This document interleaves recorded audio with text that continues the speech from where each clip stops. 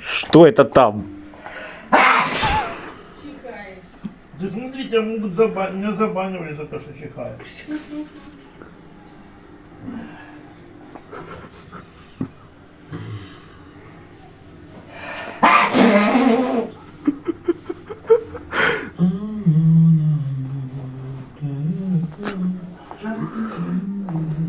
Ну, туда Коля. Коля вчора сказав, що тут. Ну, вчера Света там спрашивала. Сегодня может.